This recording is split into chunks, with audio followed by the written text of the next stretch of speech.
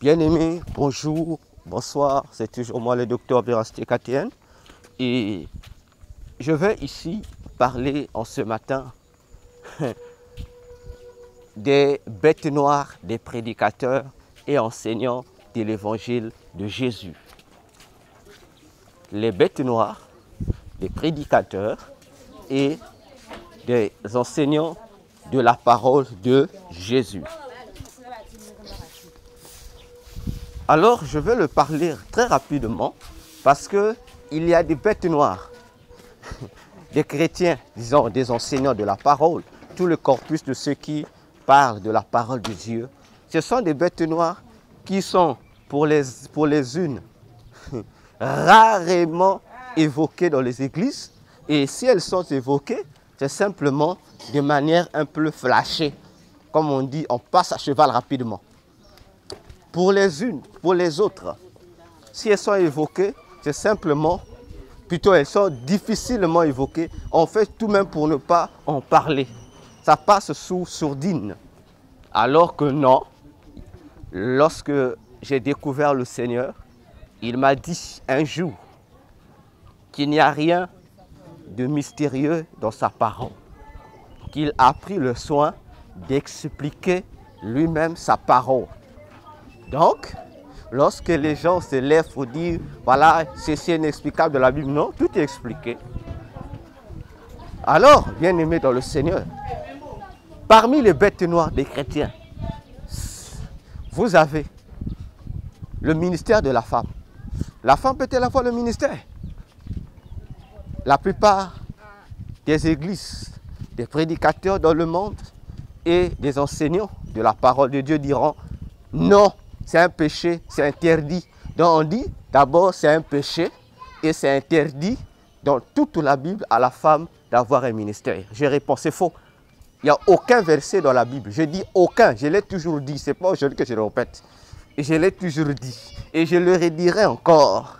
Alors pour répondre à cette préoccupation, je dis que tous ces pasteurs qui disent que la femme ne peut pas avoir de ministère pour se taire et se repentir, parce qu'ils mentent au nom de Dieu et au nom de sa parole, en disant que la femme ne peut pas avoir de ministère parce que la Bible interdit. Frères, sœurs, je mets ma tête à prix encore. Comme je vous ai toujours dit, ne soyez pas des bénis oui-oui, des gens qui croient pour le plaisir. Parce que c'est tel homme de Dieu qui a enseigné. Parce que d'autres pasteurs nous enseignent ceci. Parce que c'est notre église qui nous enseigne ceci. Votre église, votre pasteur n'est pas Jésus, ni la parole de Dieu. Alors, je répète, il n'a jamais existé. Hein, frère, et ma soeur, vous qui m'écoutez, il n'y a jamais existé un seul verset dans la Bible. Que ça donne de Genèse à Apocalypse, il n'y a jamais eu de quelconque verset biblique qui dit, ou Dieu a dit, que c'est un péché pour une femme d'avoir un ministère, ou c'était interdit dans la Bible. Ce verset n'existe pas. C'est un faux verset qui a été inventé par les ennemis de la parole et les mal compris de la parole. Voilà, les mal compris, les gens qui comprennent la parole de Dieu à l'envers. Et troisième catégorie des gens qui ont inventé ces versets, ce sont des gens qui souffrent d'une insuffisance intellectuelle. Oui, les trois personnes là. Les ennemis de la parole de Dieu, hein, Dieu. Les mal compris, ceux qui comprennent mal la parole de Dieu. Et trois, les hommes de Dieu, les prédicateurs qui ont un niveau intellectuel bas. Et lorsqu'on dit ça, le niveau intellectuel bas, les gens se fâchent. Mais c'est exact, non? Lorsqu'on fait l'évaluation dans le monde, tout le monde n'a pas le même niveau intellectuel.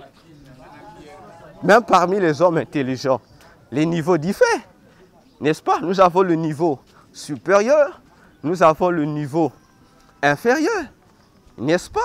Et c'est normal. Parce que le mensonge qu'on invente à propos, c'est quoi? Non, la parole de Dieu ne regarde pas le niveau intellectuel des hommes. Frère, tu trouves cet argument diabolique où? Tu ne lis pas la Bible, hein? Ne confondons pas les choses. Hein, mon frère? l'appel de Dieu, la vocation ne tient pas compte du statut de quelqu'un.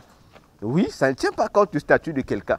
Mais la fonction que tu assumes exige le statut intellectuel aussi de quelqu'un. C'est pourquoi, preuve, surtout en matière d'enseignement. Frère, tu ne vas pas me dire aujourd'hui, Jésus fait de toi son prédicateur, et toi tu diras, bon, moi le niveau que j'ai, bon, je ne sais pas lire, je ne sais pas écrire. Bien, il va te prendre. Mais lorsqu'il te met là, il y a un objectif. C'est qu'en tant qu'enseignant ou prédicateur, tu dois maintenant faire quoi? Tu deviens un professionnel de l'enseignement, obligatoirement. Tout ce qui va de pair avec l'enseignement devient ton partage. Ça veut dire que tu dois apprendre à te cultiver, tu dois apprendre à parler d'après la langue que tu utilises. Tu dois avoir la maîtrise des règles grammaticales de ta langue, la langue avec laquelle tu enseignes. Tu ne vas pas me dire, si toi, homme de Dieu, tu ne sais pas lire ni écrire, et que jusqu'à ce que tu vas mourir, tu resteras ainsi, ça veut dire que tu vas abattir le peuple de Dieu. Ah oui, parce que, bon, pour ne pas vous frustrer, le Saint-Esprit n'est pas bête, non? Il est l'esprit d'intelligence et de sagesse. Mais vous qui dites, Dieu ne tient pas compte du niveau intellectuel de quelqu'un. Mais pourquoi on dit que le Saint-Esprit est un esprit d'intelligence et de sagesse? Ça veut dire que toi qui as reçu le Saint-Esprit, tu dois être intelligent, tu dois être sage. Mais comment tu as le Saint-Esprit, mais tu es bête et tu n'es pas sage? Il y a un problème, ça veut dire que c'est toi qui es en incompatibilité avec l'Esprit. Parce que le problème du Saint-Esprit, c'est donner à celui qui n'a pas la sagesse de la sagesse. Donner à lui qui n'a pas l'intelligence, l'intelligence. Pour que tu sois apte à faire l'œuvre de Dieu à laquelle tu es appelé. D'ailleurs, n'est-ce pas l'apôtre Paul qui donnait des ordres pour dire que on ne doit pas donner la fonction d'enseignant à celui-là qui n'est pas mature. On dit qu'il ne faut pas donner l'enseignement à celui qui n'est pas mature, ni une fonction ecclésiastique à un nouveau converti. Je vous pose la question. Mais pourquoi ne pas donner à un nouveau converti des fonctions? Ou ne pas faire que tout le monde puisse enseigner, mais pour enseigner, il faut que ce soit des hommes matures, des hommes faits, des hommes qui ont la connaissance. Pourquoi cette exigence? Pour dire que on doit faire attention. Voyez-vous? Donc, il n'y a aucun verset dans la Bible qui dit que la femme ne peut pas avoir de ministère ou qui interdit à la femme d'avoir le ministère de la Bible. Ce verset est une invention. Ça n'existe pas. Deuxième bête noire. La femme peut-elle prêcher ou non? La majorité disent toujours non.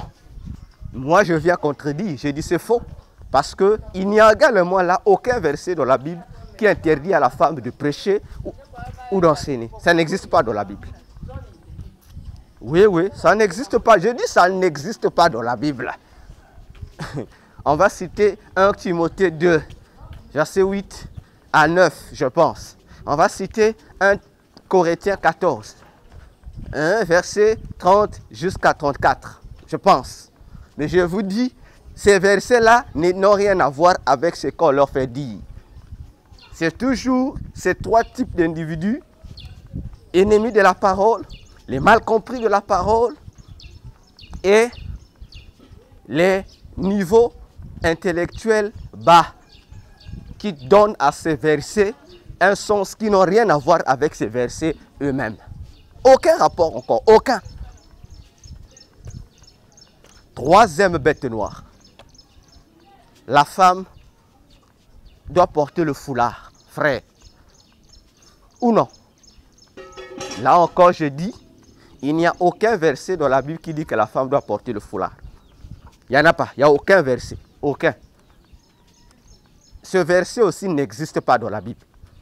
Si quelqu'un parmi ceux qui nous écoutent connaît ce verset où la Bible dit la femme doit mettre le foulard sur la tête, que la personne nous cite ce verset-là.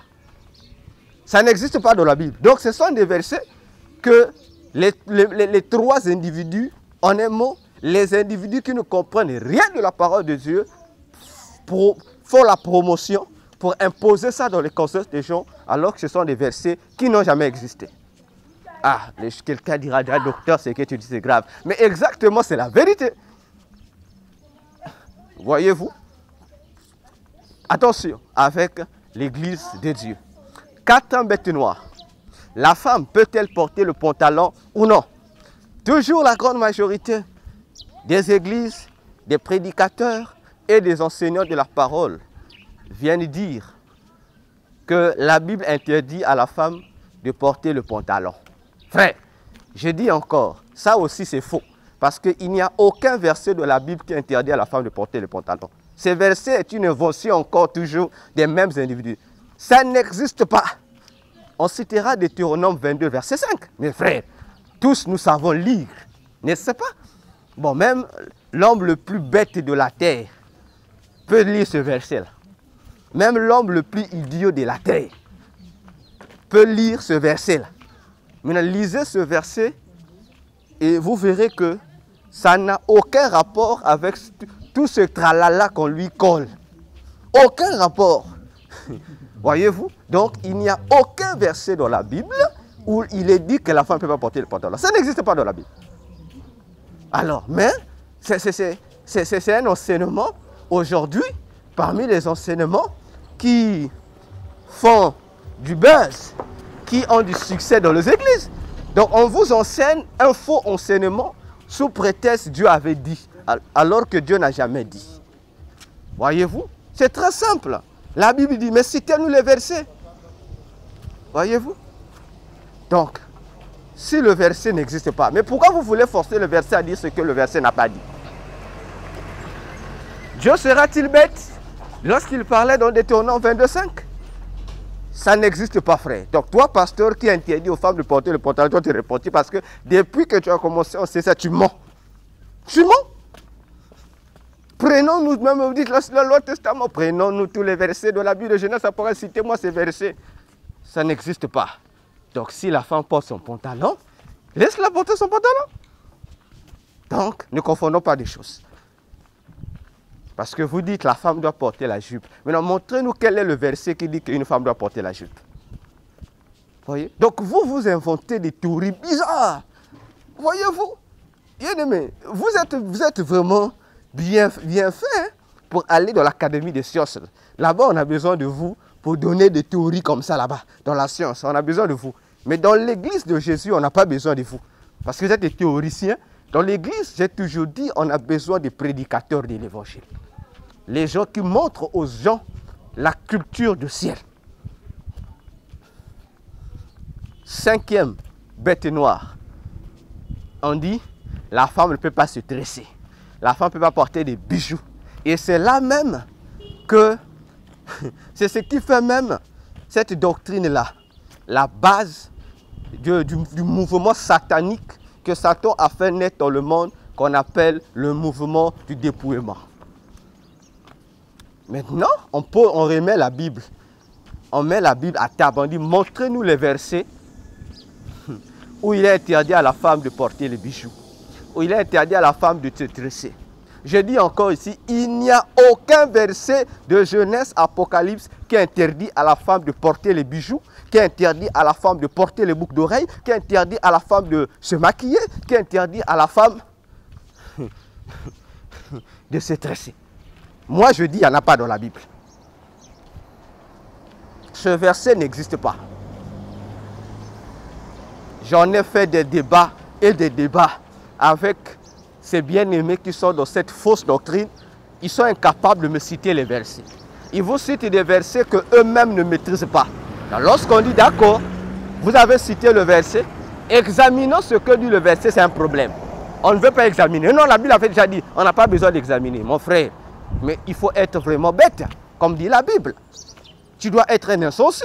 Parce que lorsque nous citons un verset biblique, l'objectif c'est qu'après avoir cité le verset biblique, que nous puissions maintenant expliquer.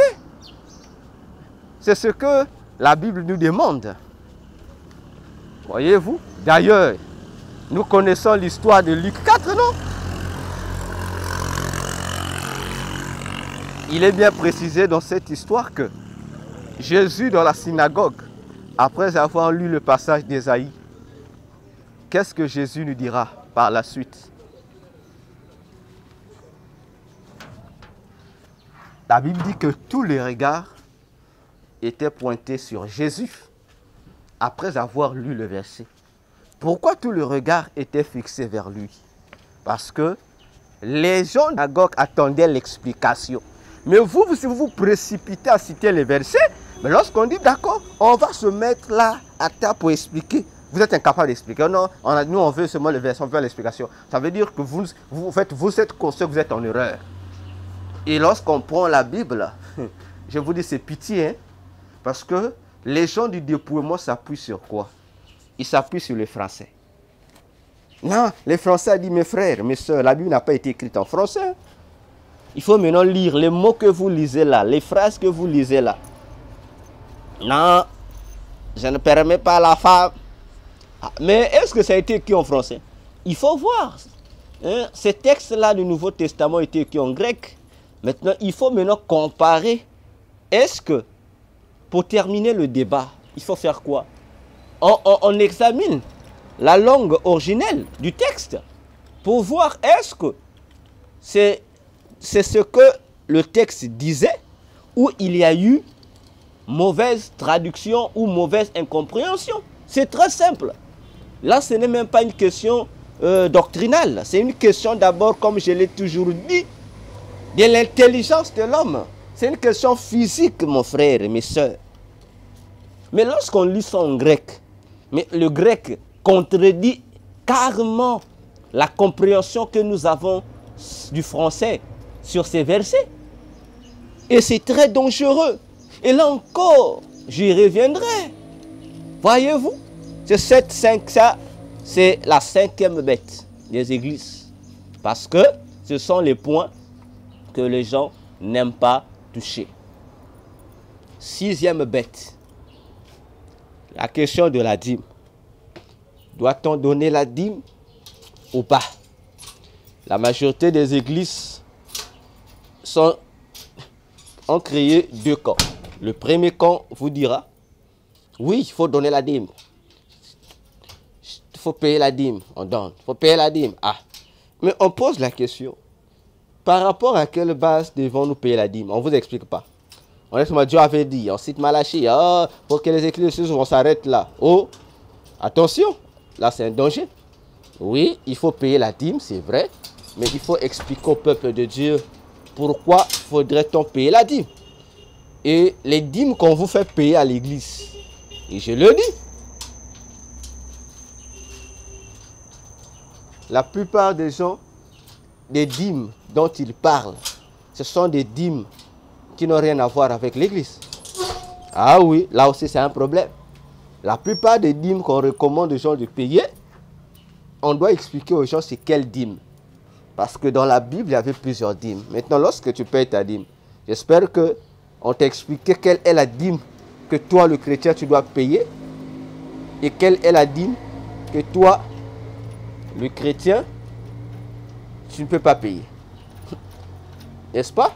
Ah, parce que c'est là qu'il y a aussi un problème.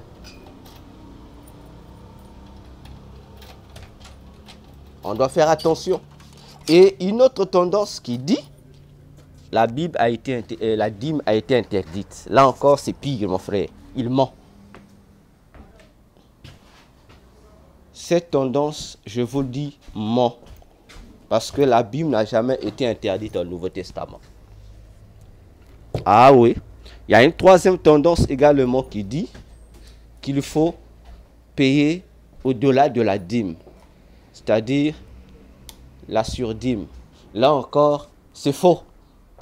La Bible ne connaît pas de surdîme. La Bible connaît que la dîme. Maintenant, si on vous amène dans le principe de payer au-delà de la dîme, mon frère, sache que tu es en erreur. Ce que tu paies, ce n'est pas la dîme. Voilà. Juste en ce qui concerne les trois principales tendances qui existent en ce qui concerne la question de la dîme.